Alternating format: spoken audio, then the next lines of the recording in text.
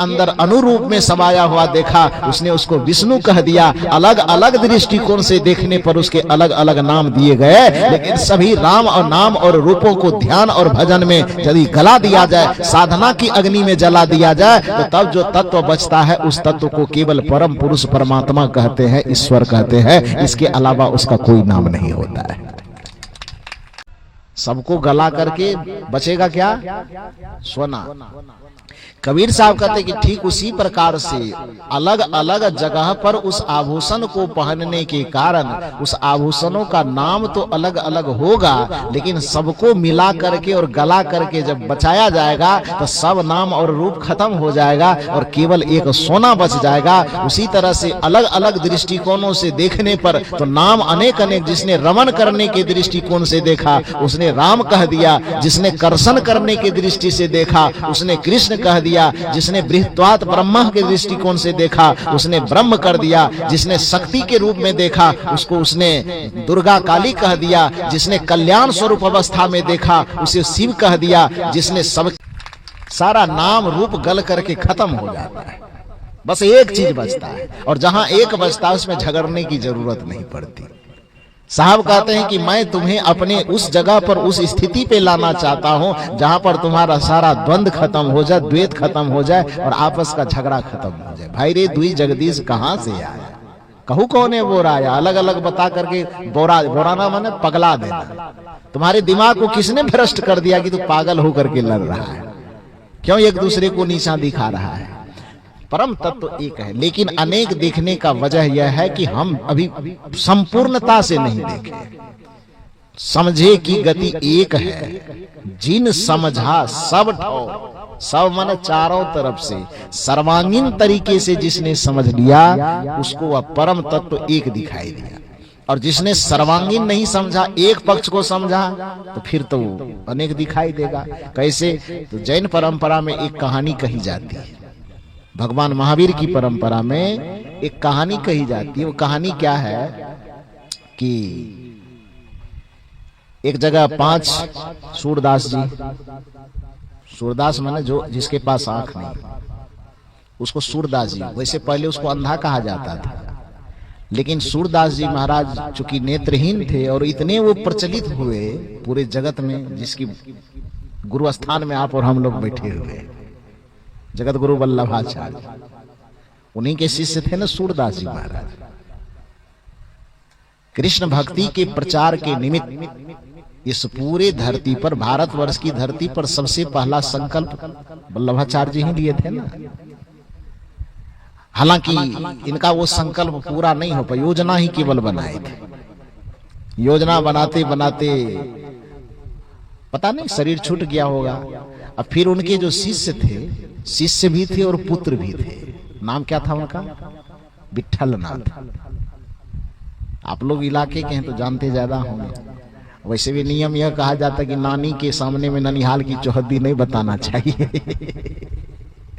तो जिस जगह के हैं हमसे ज्यादा शायद जानते हो, तो उतना वर्णन मैं क्या करूं, लेकिन मूल रूप से आप जानते होंगे कि विट्ठलनाथ जी वल्लभाचार्य जी के पुत्र भी थे और शिष्य भी थे।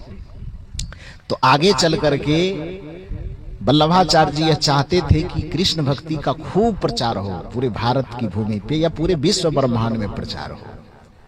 तो उसके लिए वो योजना बनाते थे कि कुछ ऐसे विद्वानों का चयन किया जाए जो कृष्ण भक्ति का प्रचार कर सके। योजना तो वो अच्छी बनाए, लेकिन उम्र अवस्था हो गई, योजना को साकार रूप नहीं दे सके।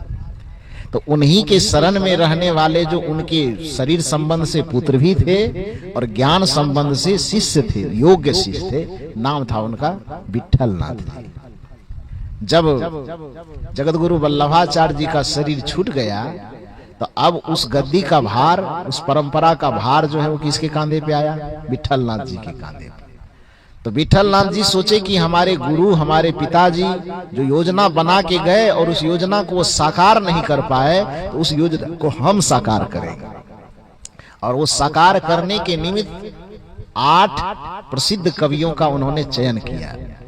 जो बड़े अच्छे लिख सकते थे, बहुत अच्छे गा सकते थे, अच्छे मंदिरों में भगवान के सामने प्रार्थना कर सकते थे, ऐसे अच्छे स्वर में भजन गाने वाले, भजन लिखने वाले 8 विद्वानों का चयन किया वल्लभाचार्य जी के, और 4 शिष्य विट्ठलनाथ जी, 4 इनके और 4 उनके, दोनों का मिलाकर के 8 किया।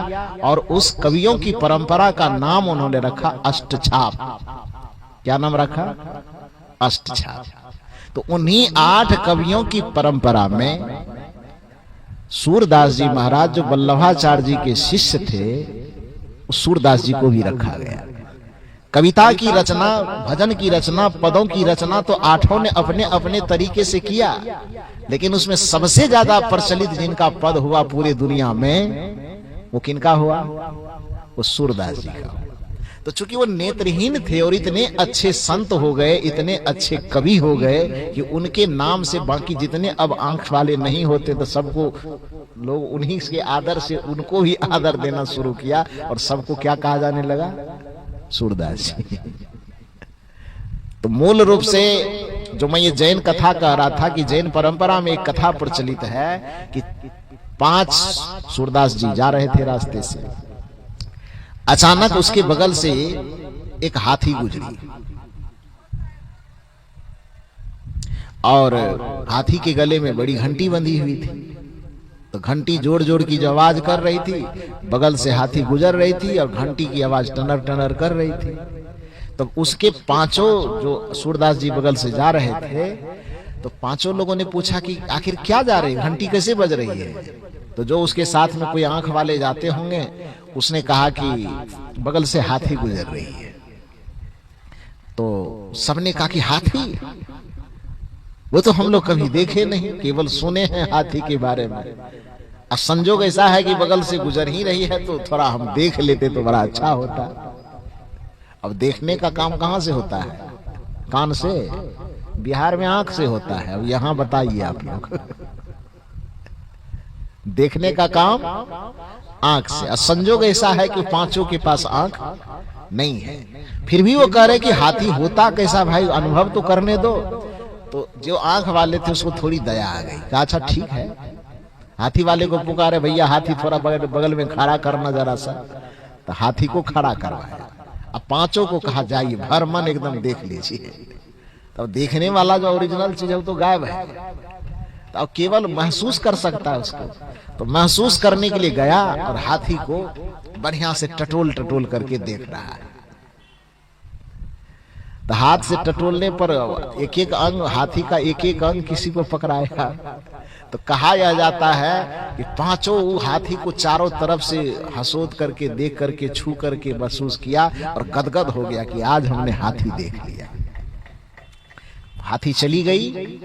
फिर वह 5 शिष्य अपने आश्रम जाता है।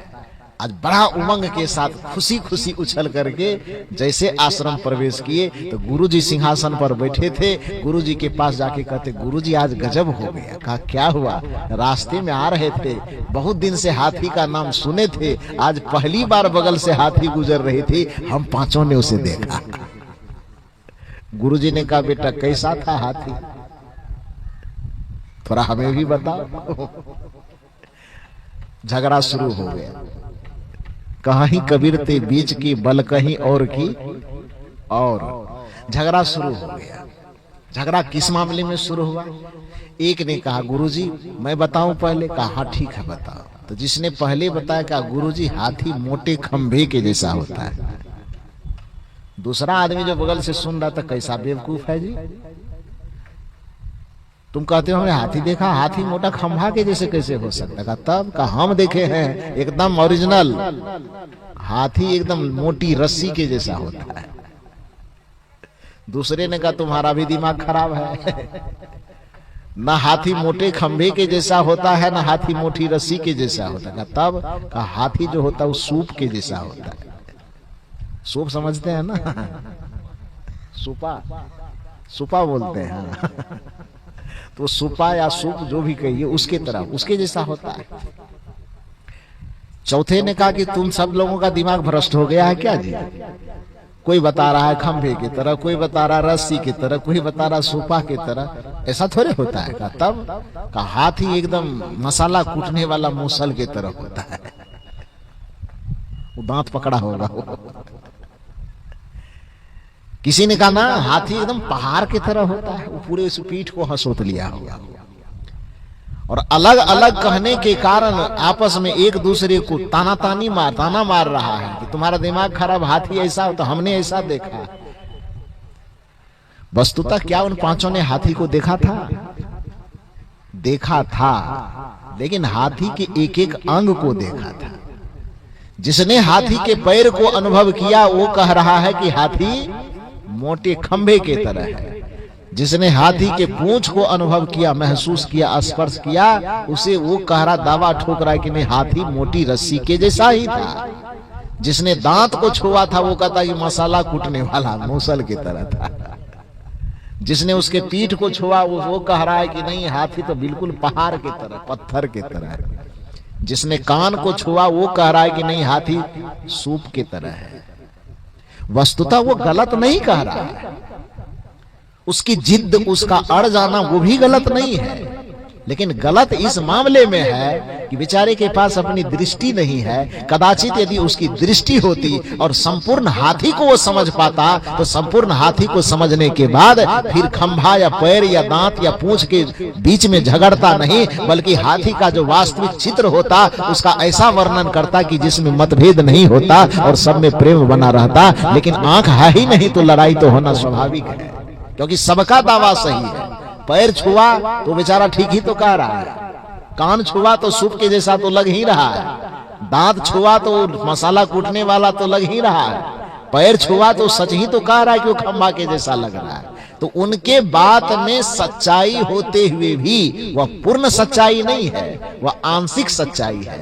ठीक उसी प्रकार से सदगुरु कबीर साहब कहते हैं कि तुम अपने अपने मत पंथ संप्रदाय के दबाव में आकर के यदि तुम उस ईश्वर का अनुभव करने भी चलोगे और विवेक और विचार के आंख को फोड़ डालोगे, तो जब विवेक और विचार का आंख ही फूट जाएगा तो संप्रदाय में जाकर के कदाचित ईश्वर का कुछ हिस्सा टटोल भी लोगे तो तुम्हारा विवाद खत्म नहीं होगा। इसलिए और जगह से जैसे भी जाते हो लेकिन अपने विवेक और विचार के आंख को खोल करके जाओ तो परमात्मा को सर्वांगीण रूप से समझ पाओगे और झंझट खत्म हो जाएगा। आपस में लड़ना छोड़ दोगे, आपस में ईर्ष्या करना छोड़ दोगे, किसी को नीचा दिखाना छोड़ दोगे, किसी को बड़ा कहना छोड़ दोगे, न घमंड में फूलोगे न हीनता की खाई में गलोगे, सहज होकर के जियोगे।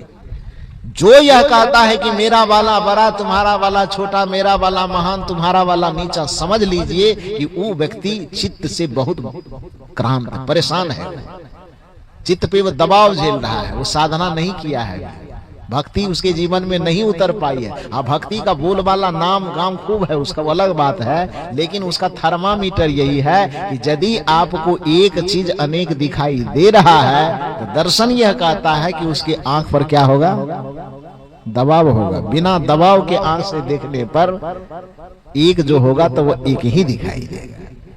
तो जो झगड़ा करे, जो विवाद करे भगवान के नाम पे, धर्म के नाम पे, ईश्वर के नाम पे, तो आपको मान लेना चाहिए कि इसके चित्त पर जो है वजन लोड बहुत ज्यादा है। ये मान लेना और उसको क्षमा कर देना, जाओ ठीक है भैया झगड़ा मत करो। जो समझदार होता है, समझे की गति एक है, सब चीज सब दृष्टिकोण से समझ लेता है, वो लड़ता है।